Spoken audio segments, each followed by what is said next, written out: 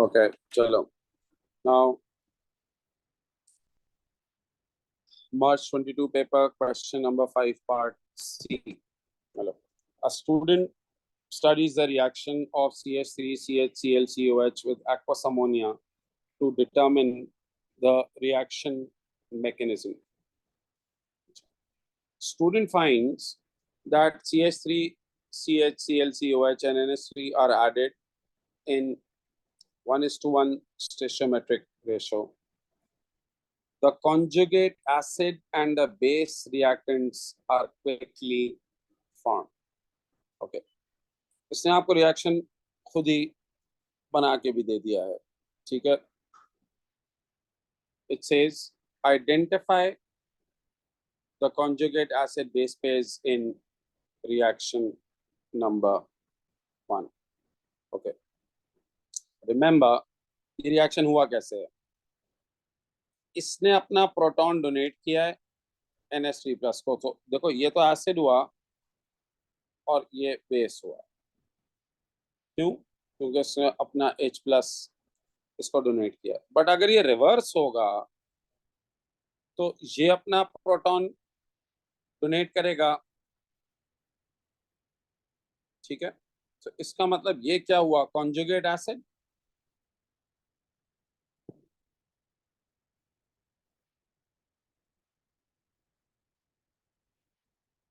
ठीक है. और ये क्या होगा, जाहिर है कॉन्जुगेट बेस.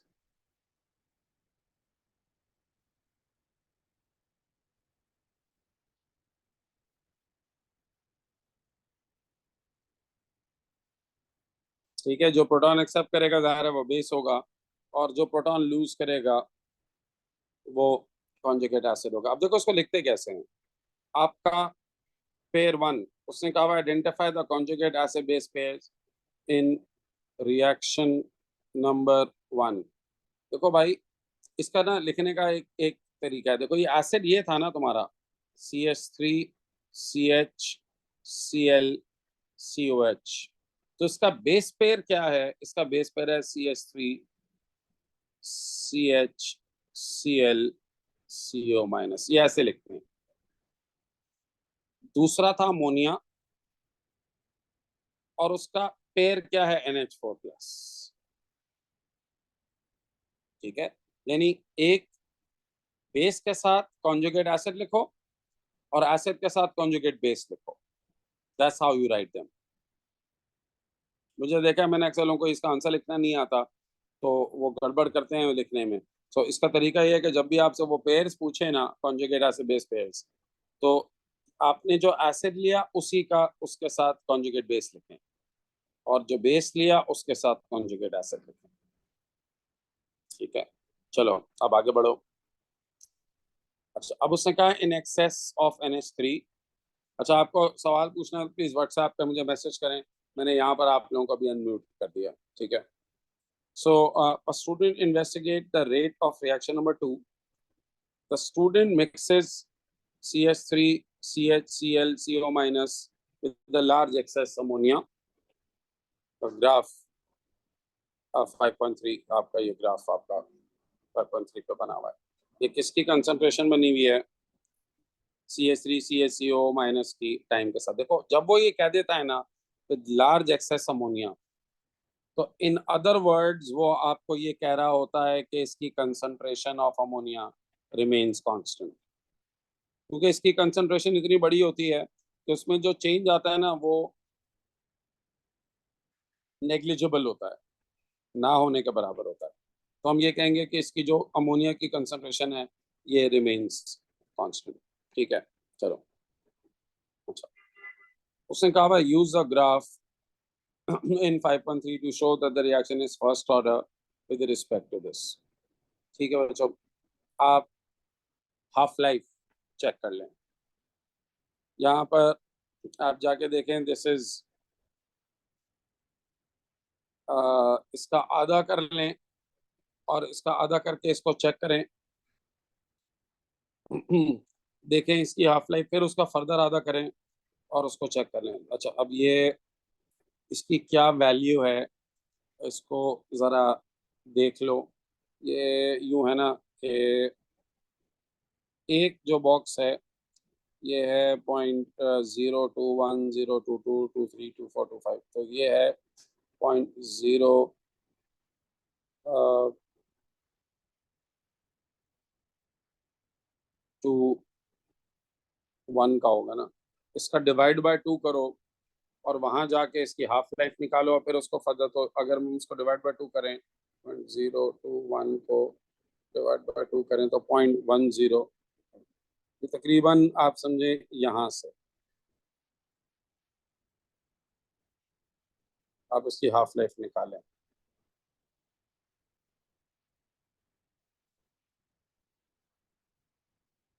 ठीक है, इसकी हाफ लाइफ, इसका हाफ आ रहा है 0.0105। तो आप जाके इसको टच करेंगे,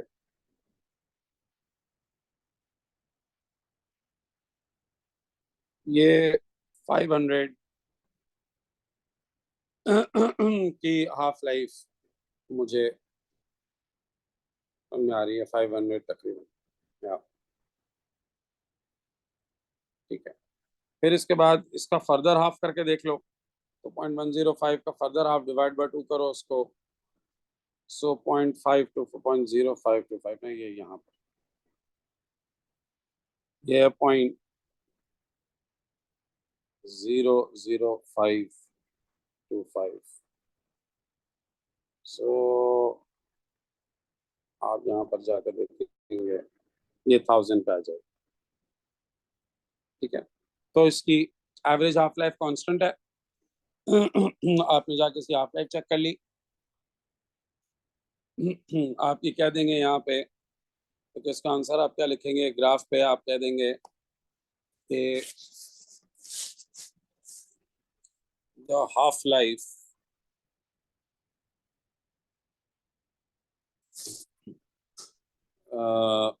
इज कांस्टेंट। अच्छा, इसको ये 500 है, मैंने ब्रैकेट में लिख दिया, 500 सेकेंड्स की हाफ लाइफ आ रही है। सो हाफ लाइफ, अच्छा आपको ये ग्राफ पे शो करना होता, फ्रॉम द ग्राफ। ठीक है, ये आपको ग्राफ पे शो करके दिखाना होगा इसको। ठीक है, कि इसकी जो हाफ लाइफ है वो कितनी है।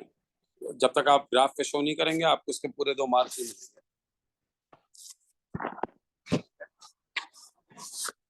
तो half life is constant, that is so it is first one. So, explain why large excess ammonia needs to be used in order to obtain the result. Just told you. So हम ये कहते हैं because so that the concentration of NH3 is effectively constant. जब भी मैं ये लिख दूं फिर आपको समझाता हूँ, effectively constant and does not affect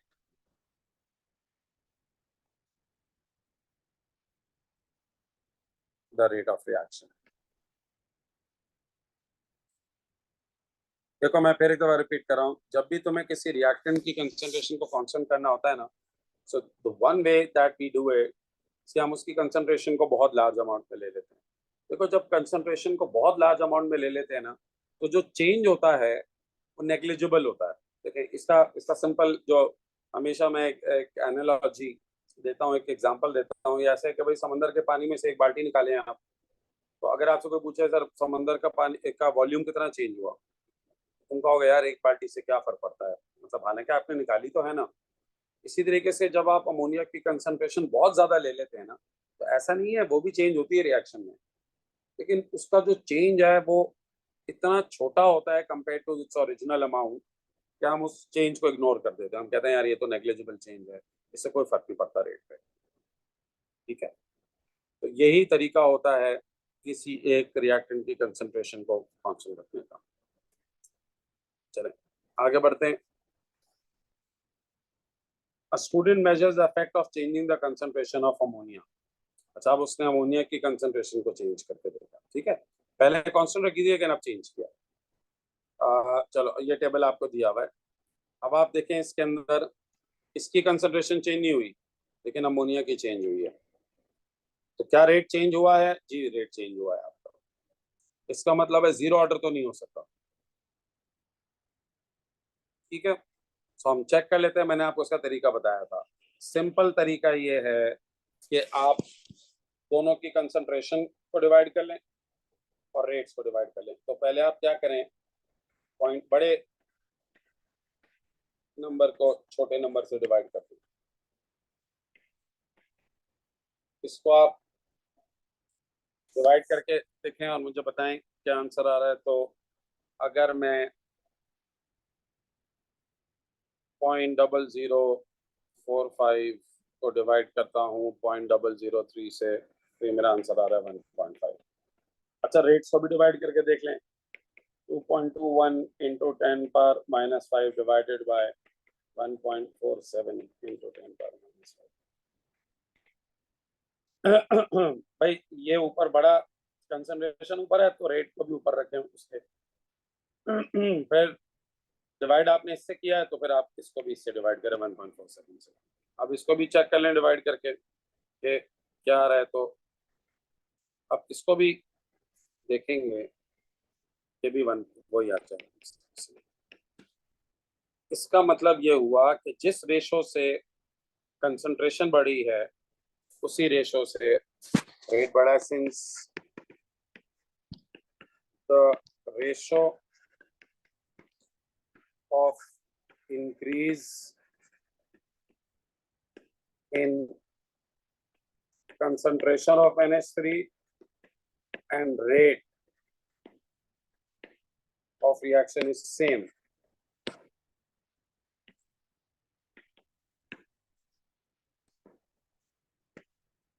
is same, therefore आप ये कह सकते हैं कि जो कंसंट्रेशन ऑफ अमोनिया है वो डायरेक्टली प्रोपोर्शनल है रेट से, हेंस इज फर्स्ट ऑर्डर।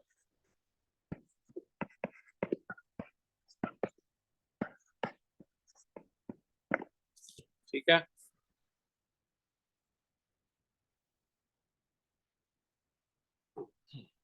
चलो आगे चलते हैं। Next, describe the effect of an increase in temperature on the rate of reaction of CH3ClCO minus NH3. Explain your answer. यार ये तो बहुत आसान है, जाहिर है। So as temperature is increased, अच्छा मैं अब ये तो लिखा हुआ है टेम्परेचर इंक्रीज हुआ है। सो मैं डायरेक्ट आंसर लिखता हूँ। collision frequency will increase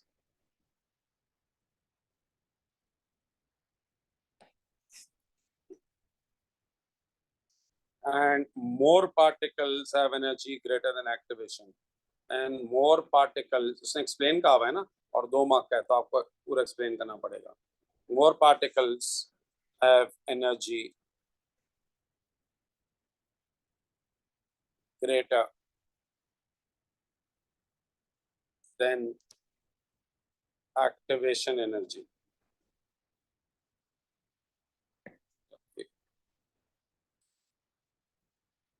Activation energy, therefore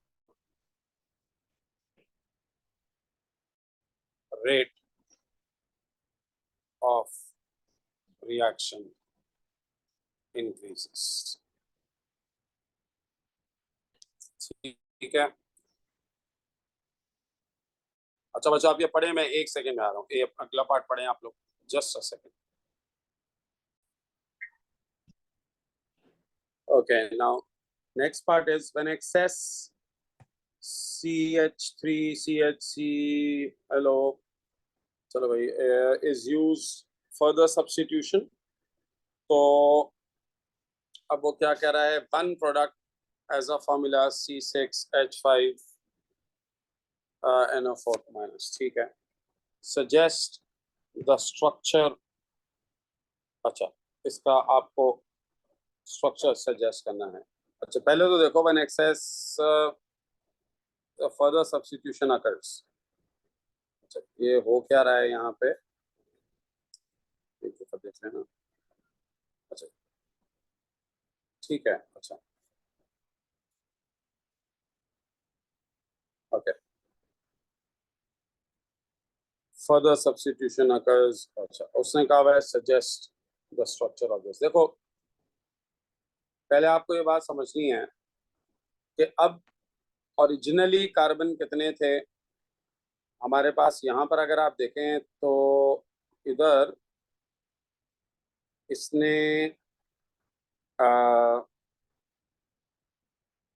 एक, दो, तीन कार्बन थे, ठीक है। अब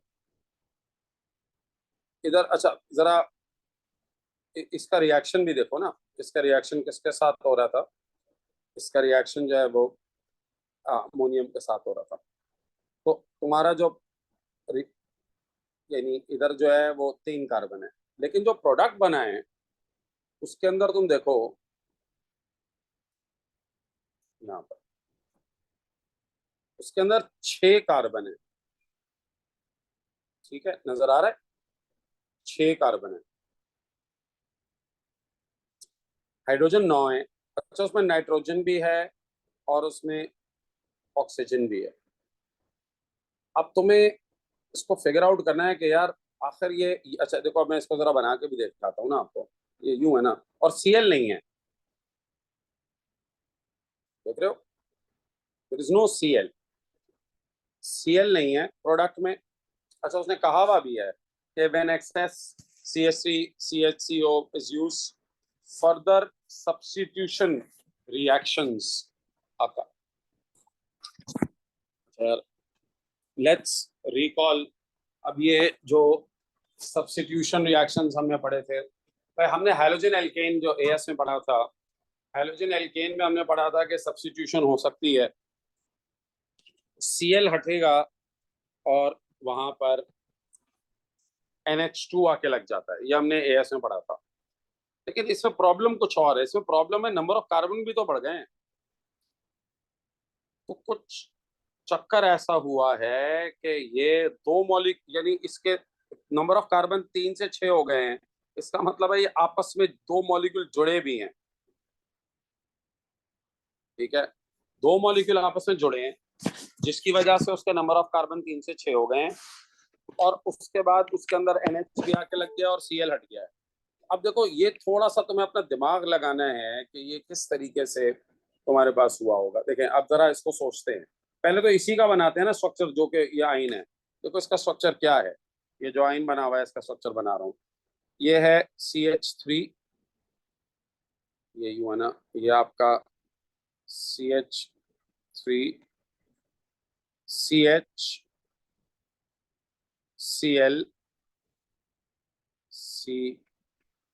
COO माइनस। अब तुम देखो ऑक्सीजन हो गए चार, इसका मतलब यह है कि एक और ग्रुप का जो दो O हैं वो भी ऐड हुए हैं ना भाई, कार्बन हो गए हैं छह, यानी कार्बन भी डबल हो गए हैं और ऑक्सीजन भी डबल हो गए हैं। इससे मुझे काफी क्लियर आइडिया मिल रहा है कि कोई ये दूसरा ग्रुप जो है ना वो आके इसके साथ जुड़ा है। अब देखो मैं आपको बताता हूँ वो कैसे जुड़ा होगा। पहले ये Cl हटा होगा और इसके साथ लग गया होगा NH2, ठीक है। फिर क्या हुआ होगा, वो जो दूसरा मॉलिक्यूल है, देखो ये जो दूसरा मॉलिक्यूल है, ये उसका मैं एक दूसरा मॉलिक्यूल बना रहा हूँ, दूसरा मॉलिक्यूल है उसका भी Cl हटा होगा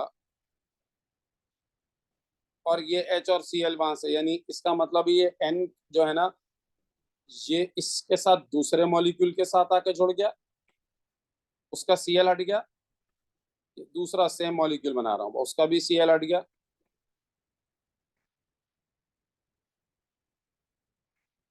CO माइनस। तो आप जरा समझे मेरी बात, यानी एक्चुअली ये हुआ क्या है कि यहाँ Cl था एक मॉलिक्यूल का और यहाँ भी Cl था एक मॉलिक्यूल का। जो जो NH3 है ना, NH3 जो NH3 होता है, वो रिएक्ट किया इधर से एक Cl निकला है, इधर से भी एक Cl निकला है और इधर से दो हाइड्रोजन निकले, एक बच गया, यूं करके।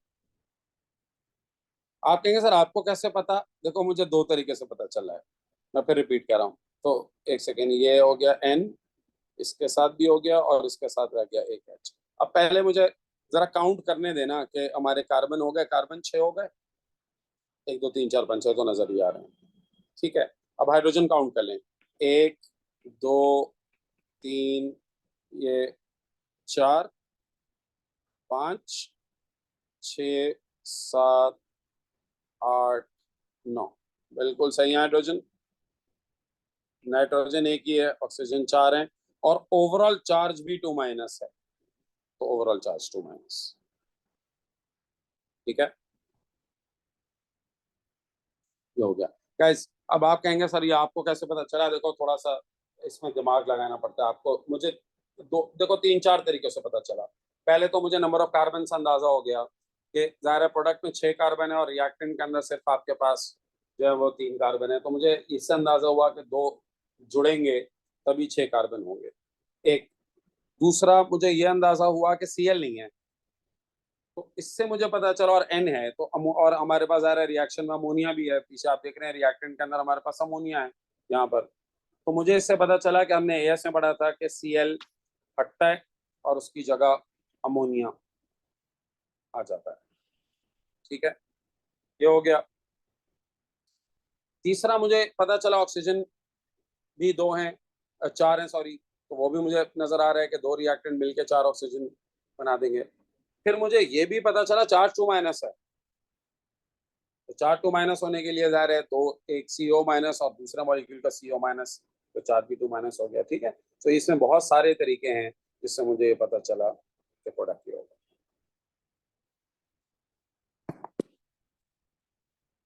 ठीक है भाई। अच्छा, अभी आपका क्या सवाल आया है? हाँ, यार अभी क्लास के बीच में तुम लोग बीच बीच में क्या सवाल कर रहे हो? अच्छा ये क्या है?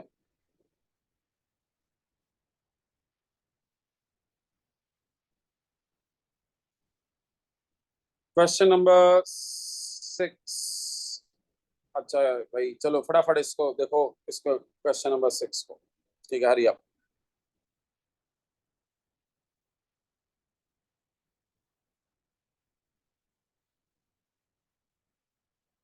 अच्छा क्वेश्चन नंबर 6, इसने आपको एक lidocaine is an anaesthetic synthesis और लाइडोकेन, खैर आपको एक पूरा इसने राउट दिया हुआ है, ठीक है। चलो जल्दी जल्दी करते हैं इसको। सबसे पहले उसने आपसे कहा हुआ है W can be form by reacting this compound and excess SOCl2, write an equation. बेटा ये तो हमें पता है ना, ये जो कार्बोक्सिलिक ग्रुप है, ये एक सेकेंड, अल्कोहल का OH और कार्बोक्सिलिक एसिड का OH, वो SOCl2 से रिएक्ट करके बना सकता है। आपको पता है जहां जहां OH है वहां Cl आ जाएगा, तो ये CH2 COCl plus SO2 plus HCl balance करने के लिए यहाँ भी 2 आ जाएगा, ठीक है। ये तो सिंपल है, ये तो रिएक्शन आपने याद किया हुआ होगा। एनी OH of alcohol या of carboxylic acid can be displaced, ठीक है, when you reacted with SOCl। चलो, after W and X have reacted together, अच्छा W क्या है जी? W NH, जाहिर है इधर से Cl निकला है और NH2 का H निकला है, ठीक है, यहां से। तो देखते हैं आगे वो क्या कह रहे हैं। The excess CH3CONA is added to the reaction mixture। बेटा ये न्यूट्रलाइज करने के लिए किया जाता है। एक्सेस एसिड को आपने ये सॉल्ट डाला है ना, this is done to neutralise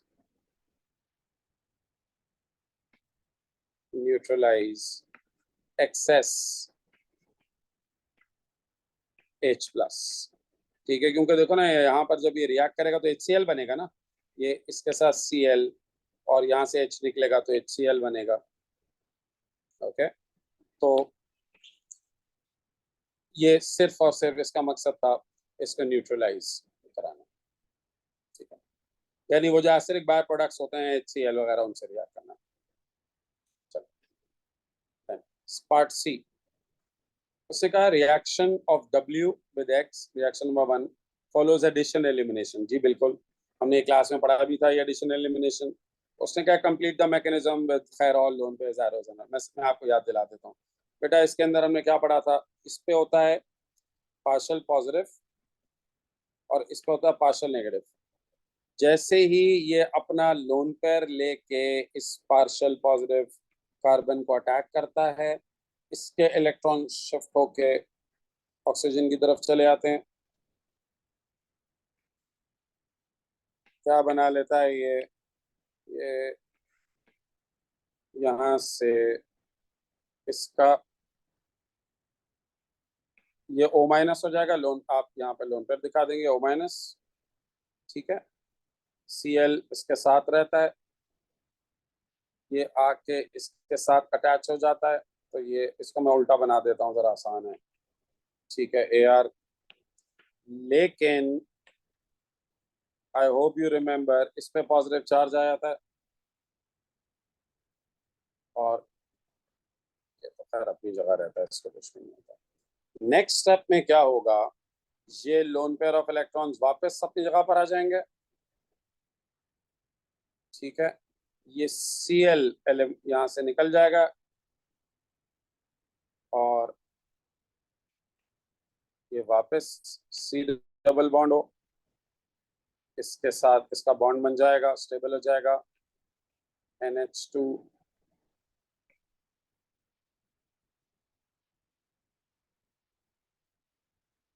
Cl, ठीक है। अच्छा, इधर भी आपको पता है एक H निकलेगा,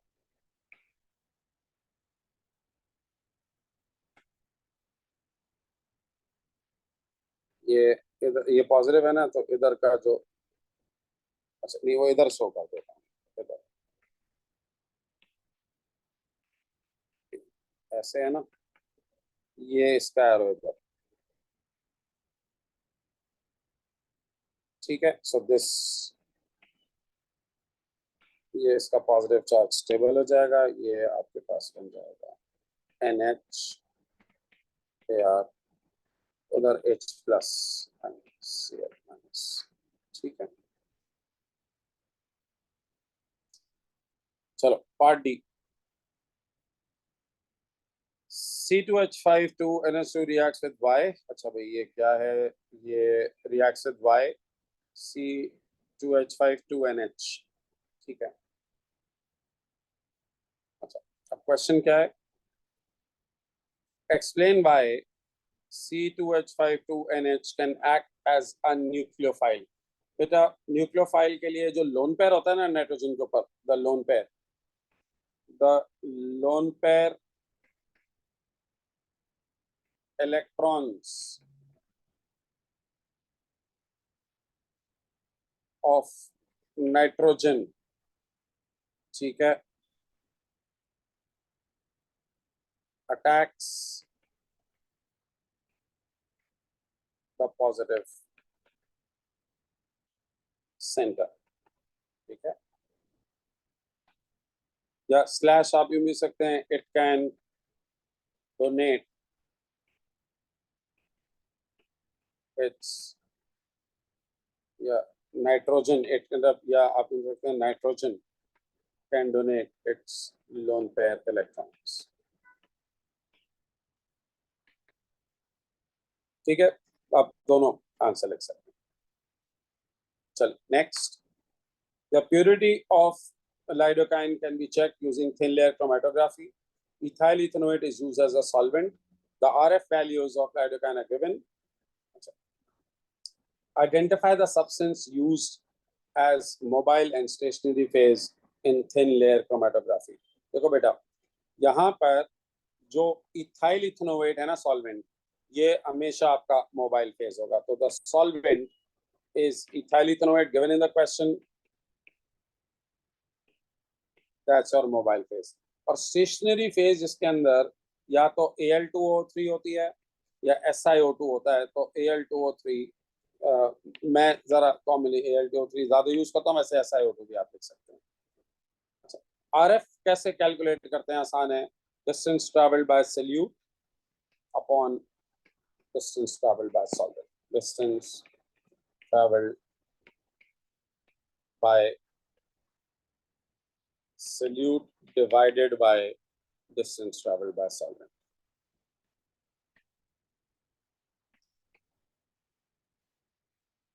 बाय सॉल्वेंट. ठीक है. Next, suggest why RF value for X is less than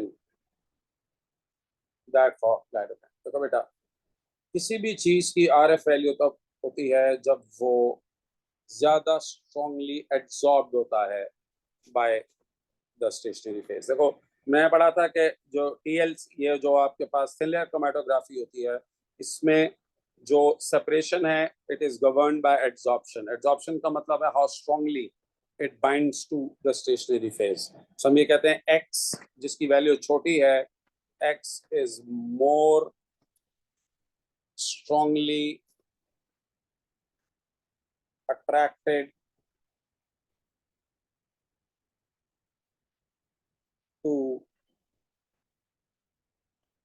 the stationary phase.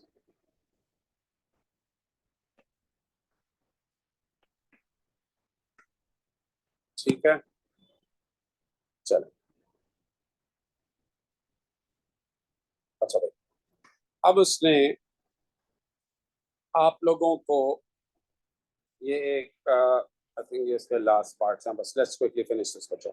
चलो, अब उसने आप लोगों को स्पेक्ट्रम दे दिया लाइडोकाइन का, मॉलिक्यूल भी बना के दे दिया, उसका स्पेक्ट्रम भी सामने बना के दे दिया है. उसने आपको नीचे इसका टेबल भी क्वेश्चन में दे दिया है और आपसे कहा हुआ है कि आप, चलो इसको एक एक करके आंसर करते हैं. पहले उसने कहा है name the splitting patterns in 2.6 and 1.1. अच्छा, 2.6 पे ये जो स्प्लिटिंग पैटर्न है वो तुम्हें नजर आ रहा है कि ये कितने में स्प्लिट हो रहा है? ये 4 में स्प्लिट हो रहा है. इसको कहते हैं क्वाड्रेट. और जो 1.1 पे स्प्लिटिंग पैटर्न है, you can see it splits into 3, तो ये कहलाता है ट्रिपलेट. तो पहले तो जल्दी से हम इसको आंसर कर देते हैं, क्वाड्रेट एंड ट्रिपलेट.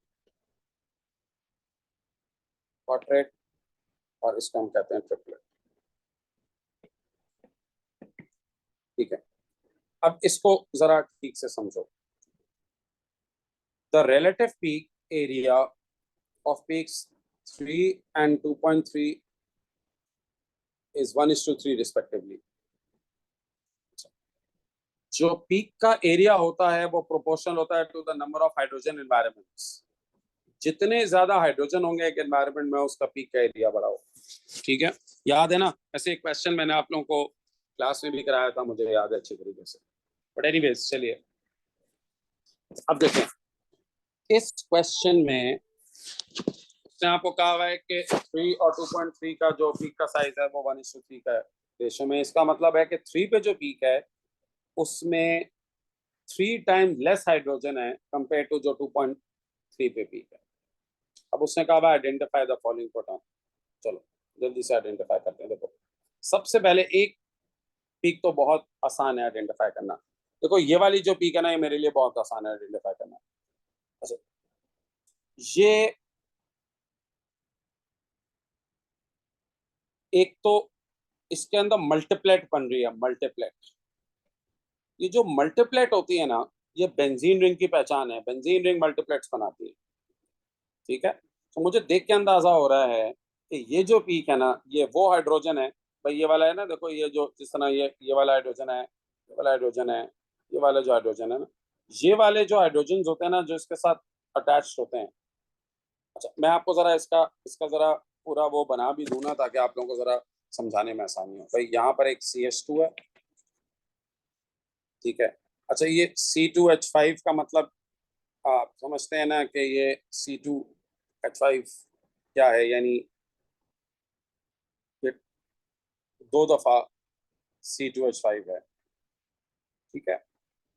इधर एक कार्बन है, इधर एक CH3 है, इधर एक कार्बन है, इधर एक CH3 है, ये एक CH है, ये एक CH है, ये एक CH है, और ये C2H5 2N के साथ बॉन्डेड है। तो मैं इसको जरा बना के दिखा देता हूँ, यानी अगर इसको मैं यू ना करूँ तो ये इसके साथ C2H5 और ये इसके साथ C2H5,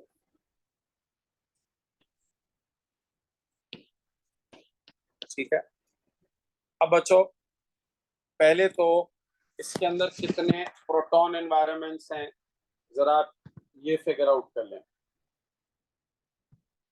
उसने हमें 7.1 का पूछा था, 7.1 मल्टीप्लेट से मैंने पहचान लिया ये बेंजीन की है। अच्छा, इसकी शिफ्ट वैल्यू भी देख लो, ये वाले जो देखो अटैच टू एरोमेटिक रिंग, इसकी शिफ्ट वैल्यू 629 है। तो वो 7.1 ये तकरीबन 7 पे लाई कर रहा है, तो मुझे अंदाजा हो गया 7.1 वाली जो है ना वो बेंजीन है। तो ये तो मैं आराम से लिख दूंगा। ये कौन सी है, ठीक है, ऑफ H बॉन्डेड टू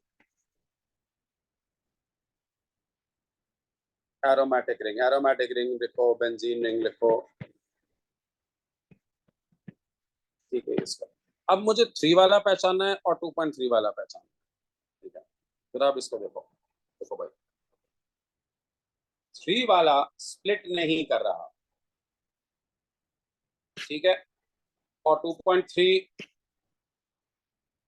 वाला भी स्प्लिट नहीं कर रहा। तो आपको ऐसे दो प्रोटॉन एनवायरनमेंट देखने हैं जो स्प्लिट ना करें। देखो कौन कौन से प्रोटॉन एनवायरनमेंट स्प्लिट नहीं करेंगे, देखो ये वाला तो स्प्लिट करेगा, ये वाला जो CH2 है ये स्प्लिट करेंगे। ये क्यों स्प्लिट करेंगे, क्योंकि इसके बराबर में CH3 लगा हुआ है। अच्छा, स्प्लिटिंग पैटर्न क्या होता है, N+1। तो अगर इसके बराबर में CH3 लगा हुआ है तो इसकी N की वैल्यू क्या है, 3, और +1 तो 4, ठीक है। तो जिनको मैं सर्कल कर रहा हूं ना, इसका मतलब है वो तो स्प्लिट करेंगे, तो जो रह जाएंगे वो स्प्लिट नहीं करेंगे। तो ये तो स्प्लिट, अच्छा मैं अभी मैं या क्रॉस लगा देता हूँ, ठीक है, ज्यादा आसान है। ये दो H तो नहीं हो सकते, ये तो स्प्लिट करेंगे। अच्छा, ये भी नहीं हो सकते CH3, ये भी स्प्लिट करेंगे। क्यों, क्योंकि इनके बराबर में CH2 लगा हुआ है। CH2 का मतलब है N की वैल्यू 2, N+1 3। अच्छा, ये बिल्कुल सेम है, तो ये भी नहीं करेंगे स्प्लिट। अच्छा, अब ये जो CH2 है ये स्प्लिट नहीं करेगा। क्यों नहीं करेगा, क्योंकि इसके राइट साइड पे N लगा हुआ है, उस पर भी जाहिर है N तो स्प्लिटिंग कॉज नहीं करता, और इसके लेफ्ट साइड पे C डबल बॉन्ड O लगा हुआ है, यानी इसके लेफ्ट और राइट साइड पे जो दोनों ग्रुप्स है उस पर हाइड्रोजन नहीं है, ठीक है। अब इसको चेक कर लेते हैं, क्या ये, अच्छा, और इसके अंदर प्रोटॉन कितने, 2। क्वेश्चन में उसने हमें एक बड़ी इंपॉर्टेंट इंफॉर्मेशन दी है कि ये जो 3 और 2.3 का रेशन है 1:3 का है। अब इसका मतलब ये है कि ये जो 2.3 वाली पीक है, अगर तो ये बात करेक्ट है कि ये CH2 की पीक है, अगर तो ये बात करेक्ट है ये CH2 की पीक है, तो फिर जो 2.3 वाली पीक है ना, उसके अंदर 3 प्रोटॉन ज्यादा होंगे। अच्छा, पहले पहले तो मैं सारी वो सर्कल कर लेता हूँ जो कि स्प्लिट नहीं करेंगे, फिर देखता हूँ कौन सी क्या है, मैं पहले एलिमिनेट करूंगा। अच्छा, पहले चेक करता हूँ। अच्छा, ये NH ये भी एक प्रोटॉन है। अच्छा, ये भी स्प्लिट नहीं करेगा, क्यों, क्योंकि ये N के साथ लगा हुआ हाइड्रोजन है, ठीक है। अच्छा, अब आइए, ये वाले CH3 भी स्प्लिट नहीं करेंगे, अच्छा ये और ये सेम है, दोनों ना एक ही हैं, उनको बिल्कुल एक ही जैसे ग्रुप है, ये सेम है, इससे सेम है, इससे सेम है, ये दोनों सेम है। अच्छा ये भी स्प्लिट नहीं करेंगे, ये क्यों नहीं स्प्लिट करेंगे? क्योंकि ये जिस कार्बन से लगे हुए हैं उसके साथ भी हाइड्रोजन नहीं है। ठीक है, लेकिन बच्चों देखो मुझे यहीं से एक हिंट मिल गया, तो ये 2 CH3 है ना, 2 CH3 का मतलब है 6 हाइड्रोजन। ठीक है, एक, अच्छा एक NH है, एक NH का मतलब, NH का मतलब है एक हाइड्रोजन, और CH2 का मतलब ये है 2 हाइड्रोजन। तो जो 1:3 का रेशो होगा वो तो इन्हीं दोनों का हो सकता है ना, 1:3 का रेशो। तो NH तो वैसे ही बाहर निकल गया कि NH की ये पीक नहीं हो सकती। क्यों? क्योंकि उसने कहा हुआ है कि इनका जो रेशो है वो 3 का और 2.3 का, ये 3:1 का। इसका मतलब ये है कोई एक ऐसा प्रोटॉन एनवायरनमेंट है जिसके हाइड्रोजन, और कोई दूसरा प्रोटॉन एनवायरनमेंट जिसके हाइड्रोजन 1:3 के रेशो में हो, तो वो तो 2 CH3 और CH2 ही हो सकते हैं, क्योंकि 2 का 3 टाइम्स होता है 6। तो इसका मतलब है ये NH की तो पीक नहीं हो सकती। अब कौन सी पीक किसकी है? जाहिर है यार, जिसमें ज्यादा हाइड्रोजन्स हैं उसकी बड़ी वाली पीक है। तो ये जो CH3 रिंग के साथ लगा हुआ है, ये जो CH3 of the carbon of the ring लगा हुआ है, उसकी मैं एक्सपेक्ट करता हूँ कि 2.3 वाली है। अच्छा चेक भी कर लेते हैं भाई, alkyl next to aromatic ring, alkyl next to aromatic ring की 2.3 से लेके 3, तो ये मेरी रेंज में भी लाई कर रहा है, और नंबर ऑफ प्रोटॉन भी ठीक आ रहे हैं। तो मैं ये कह दूंगा कि this is of H of CH3 bonded to the ring, to aromatic ring. Oh sorry, ये इधर वाला था 2.3 वाला, सॉरी ध्यान रखना, of H of 2 CH3, बल्कि 2 CH3 groups bonded to the ring। अब एक ही बच गया, 3 वाला किसका है? वो है of H of CH2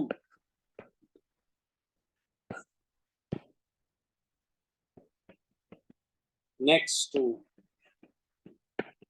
C double bond। ठीक है, ये इसका हो गया। और शिफ्ट वैल्यू से भी पता चल जाएगा। तो इधर देखो, alkyl next to C double bond हो, CH2 next to C double bond हो 2.2 से लेके 3, तो इसकी ये 3, तो इसकी वैल्यू है, तो शिफ्ट वैल्यू भी इसको कंफर्म कर रही है। ठीक है, चलो बच्चों अब ये लास्ट चीज रह गई, predict the number of carbon peaks. अच्छा भाई, नंबर ऑफ कार्बन पीक्स जल्दी से मैं इसकी अब बता देता हूँ, पहले मैं इसको अब मिटा रहा हूँ, अब इसकी नंबर ऑफ कार्बन पीक्स बता देता हूँ। देखो नंबर ऑफ कार्बन पीक्स क्या होंगी,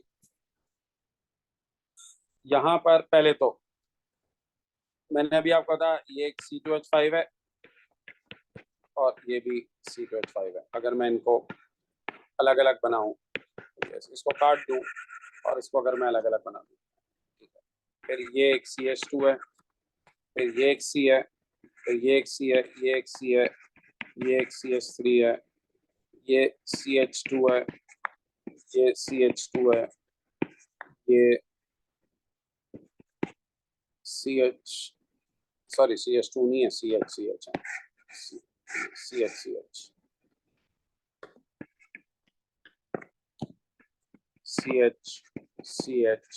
CH, इधर CH3। अब देखो काउंट करते जाओ कार्बन, ये एक कार्बन एनवायरनमेंट, ये 2 कार्बन। अच्छा ये 2 बिल्कुल सेम है तो मैं इनको क्रॉस कर देता हूँ। ठीक है, जो बिल्कुल आइडेंटिकल होता है ना उनको आप 2 दफा नहीं गिनते। अच्छा फिर ये तीसरा कार्बन, ये चौथा कार्बन, ये 5वां कार्बन, ये 6ठा कार्बन, ये 7वां। अच्छा अब याद रखो ये और ये बिल्कुल सेम है तो उनको मैंने क्रॉस कर दिया। ठीक है, 7। अब आपके पास, आपने इसको देखना है, ये 8 और ये 9, ये बिल्कुल सेम है। दीज आर द 9 कार्बन्स, तो यहाँ पर आपके पास number of peaks of carbon 13, 9। जितने कार्बन एनवायरमेंट्स होंगे उतनी पीक्स होंगे। ठीक है, सर में आ गया। अच्छा, मैं फिर आपको ये बात समझा दूं। देखो मैंने कौन से काउंट नहीं किए थे, ये वाला ना रिपीट हो रहा है, तो इसको दो दो, दो काउंट करेंगे, ये दो। ठीक है, क्योंकि आप कहेंगे सर ये तो ऊपर भी C2H5 है और इधर भी C2H5 है, लेकिन ये बिल्कुल आइडेंटिकल कार्बन हैं। तो अगर आपने इनको एक दफा दो दफा काउंट कर लिया, फिर इनको काउंट ना करें। फिर ये 3, फिर ये 4, 4 ही हो गए, फिर ये 5। अब ये वाला और ये वाला बिल्कुल सेम है, तो आप इसको काउंट नहीं करेंगे। तो ये वाला और ये वाला बिल्कुल सेम है, तो आप इसको काउंट नहीं करेंगे। ठीक है, ये वाला और ये वाला बिल्कुल सेम है, तो आप इसको काउंट नहीं करेंगे। फिर ये एक बच गया, तो आप इसको काउंट कर लेना है।